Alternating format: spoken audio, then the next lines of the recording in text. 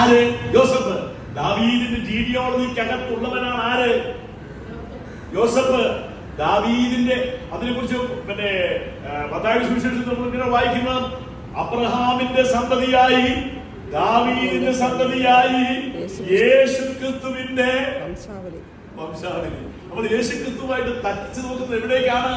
അബ്രഹാമിന്റെ ജീനിയോളജിയിൽ നിന്നും ദാവീദിന്റെ ജീനിയോളജിയിലേക്ക് അങ്ങനെ കൊണ്ടുവന്ന് നിർത്തുകയാണ്. വാക്യത്തിൽ കണ്ടോ? അപ്പൊ ദാവീദിന്റെ ജീനിയോളജിക്കകത്ത് പെട്ടവനാണ് യോസഫ്. അങ്ങനെയാണെങ്കിൽ രാജകീയ കുലീനിത്വമുള്ളതായ യോസഫ് അല്ലേ? പക്ഷെ പുള്ളി ഇപ്പൊ പാപനായി പോയി. ആ സാഹചര്യത്തിനകത്തേക്ക് അവർ വന്നുപോയി. തലമുറകൾ പലതില്ല മാറി മാറി വന്നു കഴിഞ്ഞിട്ടും ദൈവം കർത്താവ് ആ വിഷയം എടുത്ത് അവർ പരിചയപ്പെടുത്തുന്നു. പരിശുദ്ധ വിഷയം എടുത്ത് പറയുമ്പോൾ ആരാണ് ഇവൻ? ആരുടെ ഗുണത്തിൽപ്പെട്ടവനാണ്? ദാവീദിന്റെ ജീനിയോളജിക്കകത്തിൽപ്പെട്ടവനാണ് ഇവൻ. ആ അവനായിരിക്കുന്നത് കൊണ്ട് എന്ത് ചെയ്യണം? ഒരു ഉത്തരവ് പുറപ്പെടുകയാണ്. ആര്? Roman government. ഞാനിങ്ങനെ ചിന്തിക്കുകയായിരുന്നു, അയ്യോ വർഷങ്ങൾ നമുക്കൊരു 1-2 വർഷം കഴിയുമ്പോൾ പ്രശ്നം ഉണ്ടാകുന്നു, അല്ലെങ്കിൽ കാര്യങ്ങൾ അതിൻ്റെതായ നിലയിൽ നമുക്ക് കണ്ടുപിടിക്കാൻ ഒക്കാതെ വരുന്നു. ഇവിടെ കർത്താവായ യേശു ക്രിസ്തു ജനിക്കുന്നതിന്റെ 700 വർഷത്തിന് മുമ്പ്, 700 മാസമല്ല 700 വർഷങ്ങൾക്ക് മുമ്പ് അവൻ എവിടെ ജനിക്കണമെന്ന് പറഞ്ഞിരിക്കുകയാണ്. When the fullness of time come, when the fullness of time come, God sent his son, born of a woman. ദൈവം തന്റെ പുത്രനെ സ്ത്രീയിൽ നിന്ന് ജനിച്ചവനായി, ന്യായപ്രമാണത്തിന് കീഴുള്ളവനായി നിയോഗിച്ചയച്ചു. ദൈവത്തിന്റെ ഘടികാരത്തിന്റെ എക്സാക്ട് സമയം തന്നെയാണ് കർത്താവിന്റെ ജനനം. അത് 700 വർഷങ്ങൾക്ക് മുമ്പ് പ്രവാചകൻ പറയുകയാണ്. മീഖ എന്ന് പറയുന്ന പ്രവാചകൻ പറഞ്ഞിട്ടുണ്ട്. ഇവനെ എന്ത് പറഞ്ഞിട്ടുണ്ട്? അതിന്റെ 5-ാം അധ്യായത്തിന്റെ 2-ാമത്തെ വാക്യം വായിച്ചത് പഴയ നിയമത്തിലുള്ളതാണ്. ഇവൻ എവിടെയാണ് ജനിക്കാൻ പോകുന്നത്? മീഖ chapter 5 verse 2.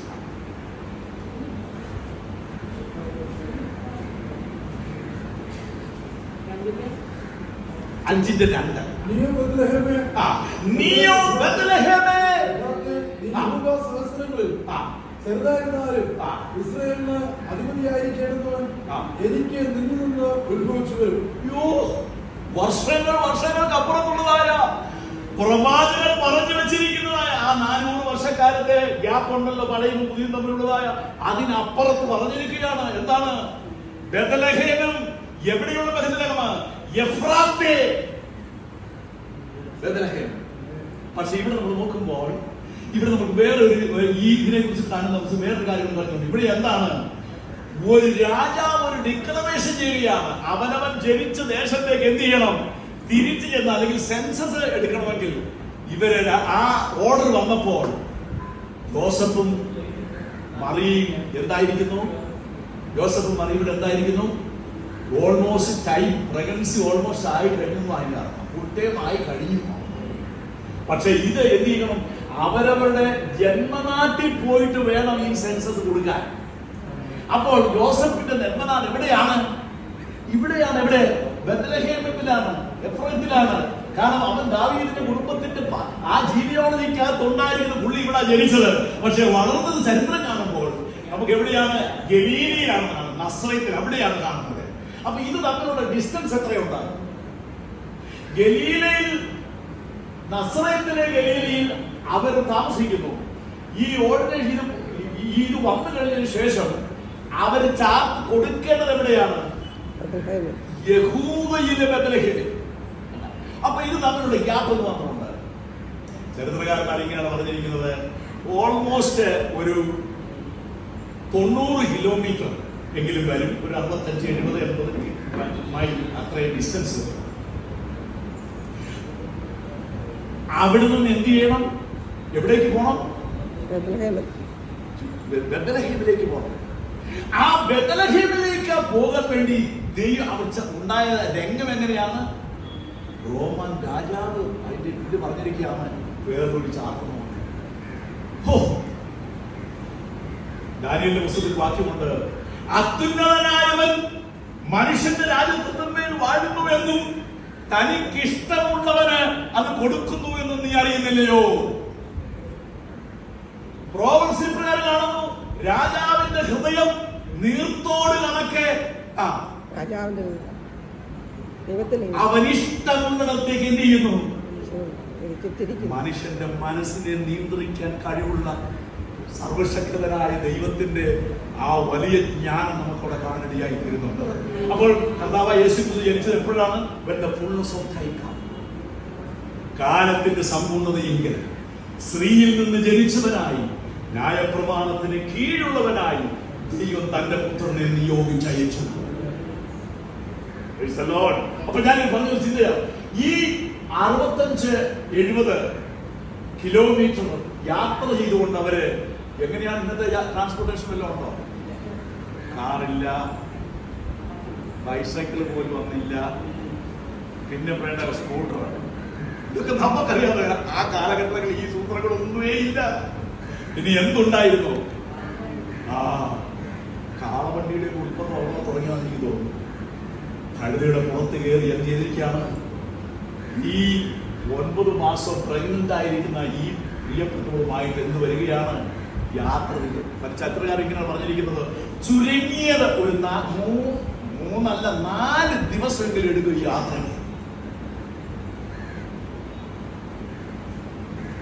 വന്ന് കഴിഞ്ഞിട്ടോ നമ്മളൊക്കെ ആണെങ്കിൽ പോകുന്നതിന് മുൻപ് ഒരു ചെറിയ അഡ്ജസ്റ്റ്മെന്റ് ഒക്കെ ചെയ്യുന്നില്ല. ഇവിടെ പോകുന്നതിന് മുമ്പ് ഞങ്ങൾ ഈ ദിവസം വരുന്നുണ്ട്, അപ്പൊ എന്ത് ചെയ്യണം? അവിടെ ഒരു റൂം ബുക്ക് ചെയ്യണം. പക്ഷെ ഈ പറഞ്ഞ പരിപാടികളൊന്നും വന്നില്ല. ഇവരവിടെ കടന്നു ചെന്ന് കഴിയുമ്പോൾ, അവിടെ കടന്ന് സ്ഥലത്ത് ചെന്ന് കഴിഞ്ഞപ്പോൾ എന്ത് ചെയ്തു? ഇവർക്ക് വഴിയമ്പലത്തിൽ സ്ഥലമില്ലായകയാൽ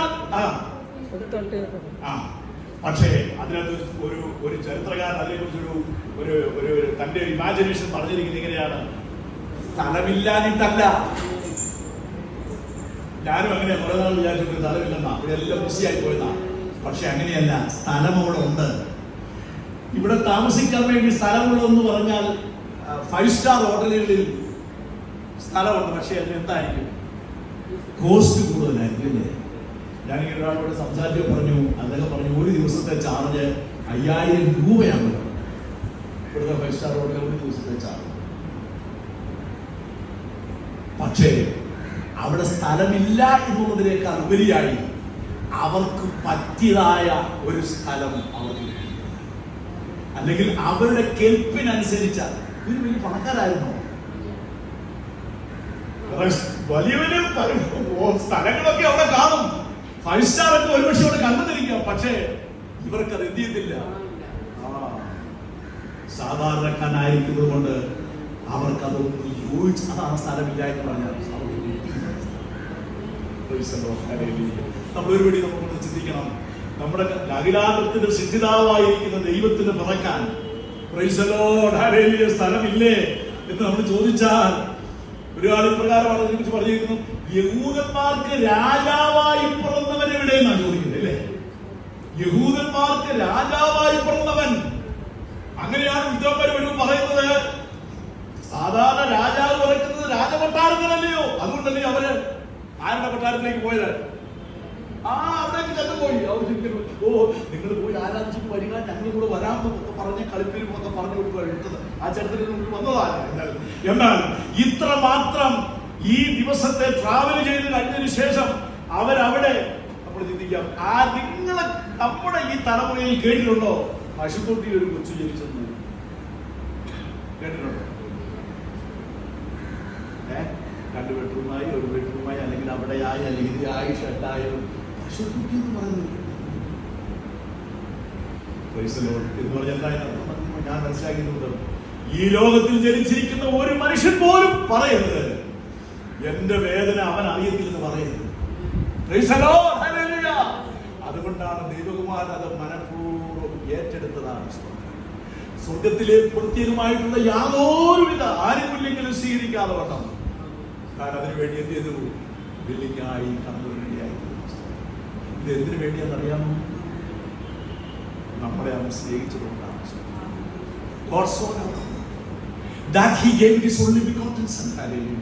ഇവൻ എന്റെ ഇഷ്ടമൊക്കെ ചെയ്യുമെന്ന് പറഞ്ഞുകൊണ്ട് കർത്താവ് തന്റെ പ്രവൃത്തിയുടെ അവസാനം പറയും, പിതാവേ നീ എനിക്ക് ചെയ്യുവാൻ തന്ന പ്രവൃത്തി ഞാൻ തികച്ചിരിക്കുന്നു.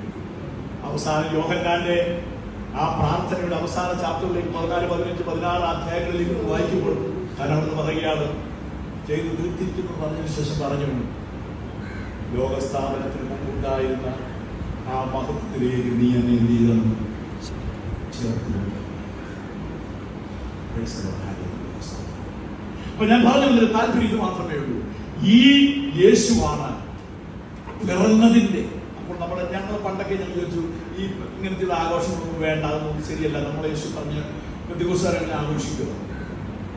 അപ്പൊ ഞാൻ ഇങ്ങനെ എന്റെ മനസ്സിൽ ഇങ്ങനെ ചിന്തിച്ചു, കർത്താവ് പറഞ്ഞൊരു വാക്യം ഞാൻ ഓർത്തു, നിങ്ങൾ ഇത് ചെയ്യുമ്പോഴൊക്കെ എന്റെ ഓർമ്മയ്ക്ക് അത് ജന്മദിവസത്തെ കുറിച്ചല്ല, ആ അപ്പം കൊടുക്കാൻ പോകുന്ന അങ്ങനെയാണെങ്കിൽ നമ്മുടെ കർത്താവിന്റെ ജന്മദിവസത്തെ കുറിച്ച് ഒന്ന് ഓർക്കുന്നത് എന്താ?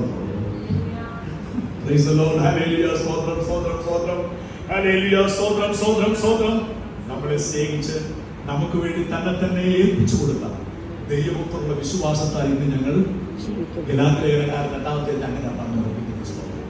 ഈ കർത്താവിനോടുള്ള സ്നേഹത്തിലേക്ക് നമ്മൾ വളർന്നു വരുവാൻ തക്കവണ്ണം ഈ സുവിശേഷം നമ്മൾ മറ്റുള്ളവർക്ക് കൈമാറുവാൻ തക്കവണ്ണം ദൈവത്തിന്റെ ആത്മാവ് നമ്മളെ ഒന്ന് സഹായിക്കുവാനാണ്. ഒരു ചിന്തകളെ പറഞ്ഞിരിക്കാം. ആദ്യമേ ദൂതന്മാർ പറഞ്ഞു കഴിഞ്ഞപ്പോൾ ആദ്യമേ ദൂതന്മാരെ വന്ന് പാട്ടുപാടി ഇത് ആരോടാണ് ഇത് പറഞ്ഞത്? എന്തുകൊണ്ടാണ് ആട്ടിടയന്മാരോട് പറഞ്ഞത്? എന്തുകൊണ്ടാണ് ആട്ടിടയന്മാരോട് പറഞ്ഞത്? അതിന്റെ പുറകെ ഒരു ചരിത്രം. ആട്ടിടയന്മാരെന്ന് പറഞ്ഞാൽ അന്ന് തൊട്ട് എല്ലാ യഹൂദന്റെ ചരിത്രം നമ്മൾ പഠിക്കുമ്പോൾ നമുക്കറിയാം, ഒരാടിന് യാഗമൃഗം എന്ന് പറഞ്ഞാൽ 1500 വർഷമാണ് ന്യായപ്രമാണത്തിനകത്തുള്ള യാഗമൃഗത്തിന്റെ യാഗം നമ്മൾ കാണുന്നത്. ഇവനത് അബ്രഹാമിന്റെ സമയത്ത് പോലും കാണും. അത് കഴിഞ്ഞ ശേഷം വീണ്ടും ഉൽപ്പത്തി പുസ്തകം 10-ാം അധ്യായത്തിൽ പോലും അഭിമാസം 14-ാം തീയതിയില്ലേ അങ്ങനെ ഒരു ചരിത്രം നമുക്കിവിടെ കാണാൻ വേണ്ടിയായി തീരുന്നുണ്ട്. ഒരാടിനെ വേർതിരിക്കണം, ഒരു കുടുംബത്തിന് മുഴുവനായിട്ട് ഒരാടിനെ അതിനെ ചുറ്റിട്ടെല്ലാം അതിനെക്കുറിച്ചുള്ള പോയിന്റിങ്ങാണ്. ഉൽപ്പത്തി പുസ്തകം 10-ാം അധ്യായം തുടങ്ങി അതിനും അപ്പുറത്തേക്ക് പോകുന്നതാണ് ഉൽപ്പത്തി പുസ്തകം 3:15. The seed of the woman shall bruise the head of the serpent. അങ്ങനെയാണെങ്കിൽ ഈ പരിപാടികളൊന്നും ഒരു യാദൃശ്ചിക സംഭവമല്ല എന്ന് പറയാൻ വേണ്ടി മാത്രം പറഞ്ഞത് മാത്രമേ ഉള്ളൂ. അത് എന്തുകൊണ്ടാണ് ഈ ആട്ടിടയന്മാരോട് പറയാൻ കാര്യം? ഒരു ചരിത്രമുണ്ട്. 1500-ൽ പരം വർഷങ്ങളായിട്ട് അവിടെ നടക്കുന്ന യാഗങ്ങളിൽ ഒരാളിങ്ങനെ കൊല്ലപ്പെട്ടുകൊണ്ടിരിക്കുകയാണ്. അതിലുപരി ഈ ആടുകളുണ്ടല്ലോ, ആട്ടിടയന്മാർ എന്ന് പറയുമ്പോൾ ഈ ആടുകൾക്ക് ഒരു പ്രത്യേക ഹിസ്റ്ററി ഉണ്ട്. ഈ ആടുകളെ യാഗത്തിനു വേണ്ടി ഉപയോഗിക്കാൻ വേണ്ടി പോറ്റുന്നതായ പ്രത്യേക ആടുകളാണ്. പറഞ്ഞാൽ ഈ ആട്ടിനെ മേടിച്ചുകൊണ്ടിരിക്കുന്നത് സാധാരണ പോഷകങ്ങൾക്ക് വേണ്ടി മാത്രം ഉപയോഗിച്ചിരിക്കുന്നതല്ല. ഇതൊരു പ്രത്യേക ഗ്രൂപ്പ്, അതൊരു ബിസിനസിന്റെ ഒരു സ്റ്റൈലാണ്. ഈ ആടുകളാണ് ആദ്യം ആ പാട്ടിൽ 1500-ൽ പരം വർഷങ്ങളായിട്ട് യെരൂശലേം ദേവാലയം തുടങ്ങി സകല യാഗങ്ങളിലും ഒരാടിനെ എന്ത് ചെയ്യുമായിരുന്നു? യാഗമാകുമായിരുന്നു. അതുകൊണ്ട് അവരോട് പറയുകയാണ്, ഇനിയെ നിങ്ങൾക്ക് ഇനിയായ യാഗം വേണ്ട, പരമയാഗമായിരിക്കുന്ന നിങ്ങളുടെ കർത്താവ് ലോകത്തിലേക്ക് കടന്നു വന്നു കഴിഞ്ഞിരിക്കുകയാണ്. അതുകൊണ്ടാണ് ദൈവം ആദ്യം ഇടയന്മാർക്ക് കൊടുത്തത്. അവരത് ആദ്യം ഈ ആളുകൾ പറയുകയാണ്, ഇത്രയും വർഷങ്ങളായിട്ട്, ഇത്രയും നാളുകളായിട്ട് ഈ യാഗം നടന്നുകൊണ്ടിരിക്കുകയാണ്. ഈ യാഗത്തിനകത്ത് ഈ ആളുകൾ ഓരോന്നായി ബലിയർപ്പിക്കപ്പെട്ടുകൊണ്ടിരിക്കുകയാണ്. നിങ്ങൾക്ക് ആ യാഗത്തെ കുറിച്ച് അറിയണമെങ്കിൽ ഒരു കാര്യം, പുരോഹിതന്റെ അടുത്ത് എന്ത് ചെയ്യണം? ഞാൻ ചെയ്ത പാപത്തിന് പകരമായിട്ട് എന്ത് ചെയ്യണം? ആണ്ടിലൊരിക്കൽ ഒരാളിനെ കൊണ്ടുവരണം. ആ പുരോഹിതന്റെ അടുത്ത് കൊണ്ടുവരണം. എന്നിട്ട് അതിന്റെ തലയെ കൈവെക്കണം. എന്നിട്ട് നമ്മുടെ പാപങ്ങളെല്ലാം ഈ ആടിന്റെ മേലോട്ടൊക്കെ വെക്കണം. അത് കഴിഞ്ഞിട്ട് അതിന്റെ കഴുത്ത് ഇങ്ങനെ മുറിക്കും. ആ രക്തം എടുത്ത് തളിക്കണം. ഇവിടെ ആ പാപരിഹാരം. അങ്ങനെയാണെങ്കിൽ എന്തുമാത്രം ആട്ടിൻകുട്ടികളാണ് യാഗമായി തീർന്നത്. ഈ ആട്ടിൻകുട്ടികളെ പരിപാലിക്കുന്ന ഈ ആട്ടിടയന്മാരോടാണ് ആദ്യം പറഞ്ഞത്, നിങ്ങൾക്കാണ് സന്തോഷത്തിന്റെ ആദ്യം. ഈ ആടുകളൊന്നും ഇനി എന്ത് ചെയ്യണ്ട. പരമയാഗമായിരിക്കുന്ന നമ്മുടെ കർത്താവ്, ലോകത്തിന്റെ പാപത്തെ ചുമക്കുന്ന ദൈവത്തിന്റെ കുഞ്ഞാട്, ഇതാ നിങ്ങൾക്ക് വേണ്ടി പിറന്നു കഴിഞ്ഞിരിക്കുന്നു എന്ന് അവര് പാടുവാനിടയായി. അതൊരു നല്ലൊരു പാട്ടല്ലേ? നമുക്കും കൂടെ അവരോട് കൂടെ ചേർന്ന് ഒരു നല്ല പാട്ടുപാടി സന്തോഷിച്ചതെന്താ ഓർമ്മ? കർത്താവിന്റെ ഓർമ്മയൊന്ന് നമ്മുടെ ഹൃദയത്തിനകത്ത് ഒന്നുകൂടി ഒന്ന് ഉണർത്തേണ്ടതിന് വേണ്ടി ഒരു പാട്ടുപാടി ഒരു കെറ്റുകുതിരി ചെയ്യുന്നത് എന്താ കുഴപ്പം? Praise the Lord. അങ്ങനെ ഇതെല്ലാം ഞാൻ അത് പറഞ്ഞെങ്കിലും ഒരു വാക്യം കൂടെ എനിക്ക് പറയാതെ വിടാൻ വയ്യ.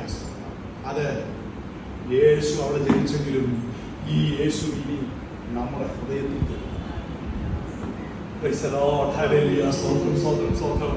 യേശു ജനിച്ചു പാവനേശ്വരൻ. ഇത് എന്റെ ഹൃദയത്തിനകത്ത് ജനിക്കാത്തടത്തോളം കാലം ഇതിന്റെ ഗുണം നമുക്ക് കിട്ടുകയില്ല. അതുകൊണ്ടാണ് whosoever believeth on him should not perish but have everlasting life. ഞാൻ വിചാരിക്കുന്നു ഇവിടെ നടന്നുകൊണ്ടിരിക്കുന്ന എല്ലാവരും ഈ കർത്താവിനെ സ്വന്തം രക്ഷിതാവായി കർത്താവായി നമ്മുടെ ഹൃദയത്തിനകത്ത് സ്വീകരിച്ചിരിക്കും. എന്താണ് സ്വീകരിക്കുന്നത്? എന്റെ പാപത്തിന് വേണ്ടി ഞാനാണ് തെറ്റ് ചെയ്തത്. തെറ്റ് ചെയ്യാത്ത ദൈവത്തിന്റെ ഓമന പുത്രൻ എനിക്ക് വേണ്ടി യാഗം അർപ്പിച്ചിട്ട് അവന്റെ നീതി, എന്റെ പാപത്തെ അവൻ ഏറ്റെടുത്ത് അവന്റെ നീതി എന്നിലേക്ക് തരുന്നതാണ് ദൈവത്തിന്റെ മൊത്തമായുള്ള സ്നേഹം. ഇത് ഞാൻ അംഗീകരിക്കുക എന്നുള്ളതാണ്. അവനെ കൈക്കൊണ്ടവന്റെ നാമത്തിൽ വിശ്വസിക്കുന്ന ഏവർക്കും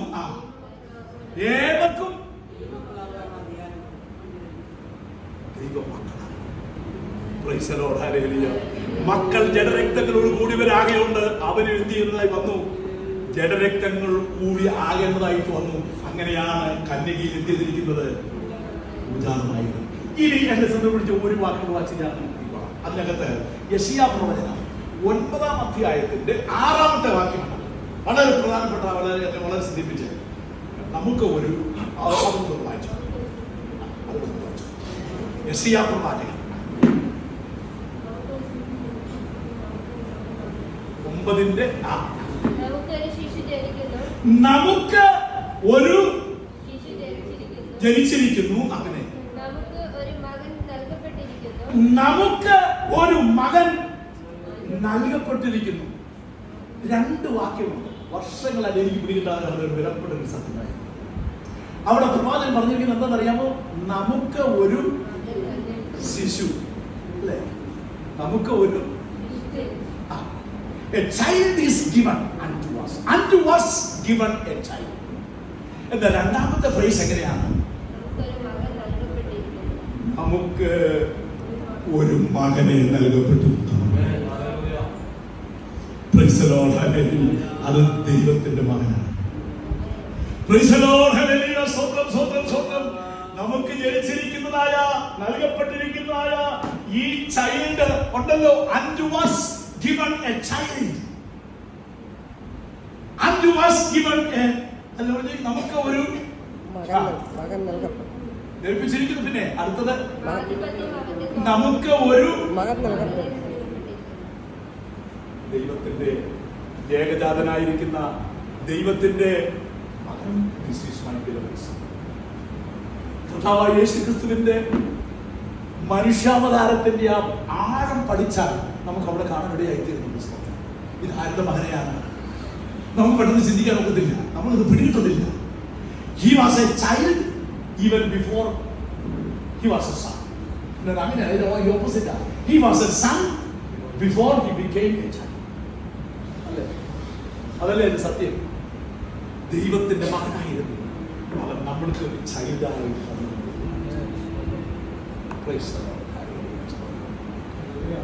ദൈവത്തോട് കൂടെ ദൈവത്വത്തിൽ തന്നെ ഞാനതിൽ പഠിക്കുമ്പോഴും പലപ്പോഴും എന്റെ ഹൃദയം തകരും. Praise the Lord, hallelujah. നമ്മുടെ കർത്താവിനെ നമുക്ക് കാണാൻ കണ്ടുമുട്ടാൻ ഇടയായി തീർന്നത് ഈ ലോകത്തിലെ ഏറ്റവും വലിയ, ഈ ലോകത്തിലെ ഏറ്റവും വലിയ ഭാഗ്യമാണ് നമ്മുടെ കർത്താവിനെ കണ്ടുകൊണ്ടിടയായി തീർന്നത്. ഞാൻ വ്യക്തിപരമായി എൻ്റെ 17ാമത്തെ വയസ്സിലാണ് ഞാൻ കർത്താവിനെ കാണുന്നത്. അന്ന് തുടങ്ങി ആ പിതൃത്വം സംശയം എന്ന് പറഞ്ഞ ബന്ധം നമ്മൾ സൂക്ഷിച്ചു വെച്ചോ. ഇതൊരു തിയറിയായിട്ട് തലയിരുന്നാൽ പോരാ, ഇതൊരു പ്രാക്ടിക്കലായി നമ്മുടെ ജീവിതത്തിൽ അനുദിനം നമ്മൾ നോക്കണം. Praise the Lord, hallelujah. സ്തോത്രം, സ്തോത്രം, സ്തോത്രം, സ്തോത്രം.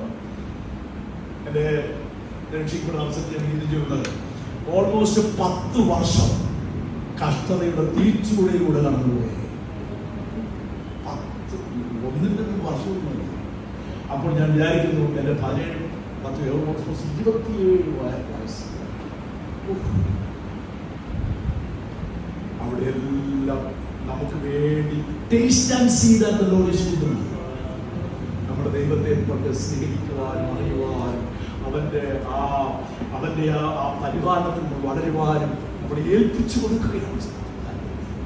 അത് കണ്ടതിന് ശേഷമാണ് കർത്താവ് നമ്മൾക്ക് എത്രമാണ് ആ സാഹചര്യങ്ങളെല്ലാം നമ്മൾ പലപ്പോഴും നമ്മൾ എപ്പോഴും കേട്ടില്ല, കണ്ടില്ല, ഒക്കെ ചിന്തിക്കും. നീ വിചാരിച്ചോണം നിന്റെ ദൈവം നിന്നെ ഒരു നാളും കൈവിടുകയില്ല. അവൻ നിന്നെ ഒരു നാളും കൈവിടുകയില്ല. കഷ്ടതയിലൂടെ പോയാലും പ്രതികൂലത്തിന്റെ അനുസരിച്ച് പോയാലും ഏകനായി നിൽക്കേണ്ടി വന്നാലും മറ്റുള്ളവർ റിജക്ട് ചെയ്യപ്പെട്ടാലും സഹായത്തിന് ആരെങ്കിലും തോന്നിയാലും ഒക്കെയും ആ സാഹചര്യത്തിന് മധ്യത്തിൽ അവൻ നിന്നെ ഈ വചനം നമ്മുടെ ഉള്ളത്തിനകത്ത് വെച്ചുകൊണ്ടു. ഞാൻ പലപ്പോഴും ചിന്തിച്ചിട്ടുണ്ട്, I know whom I have believed. ഞാൻ ആരെ വിശ്വസിച്ചിരിക്കുന്നത് ഞാൻ അവനെന്ത് ഈ ധൈര്യത്തോടെ മുന്നോട്ട് പോകുവാൻ നമ്മുടെ കർത്താവ് നമ്മളെ സഹായിക്കുമാറാകട്ടെ. ലോകത്തിന്റെ രക്ഷിതാവ് നമുക്ക് വേണ്ടി ജനിച്ചു കഴിഞ്ഞിരിക്കുകയാണ്. ഇന്നെ ഒരു ഫൈനൽ ചോദ്യമേ ഉള്ളൂ, ഈ കർത്താവ് എന്റെ ഹൃദയത്തിൽ ജനിച്ചിട്ടുണ്ടോ? ഉള്ളവർക്ക് ആ വലിയ സന്തോഷമുണ്ട്. കർത്താവ് നമ്മളെ സഹായിക്കും.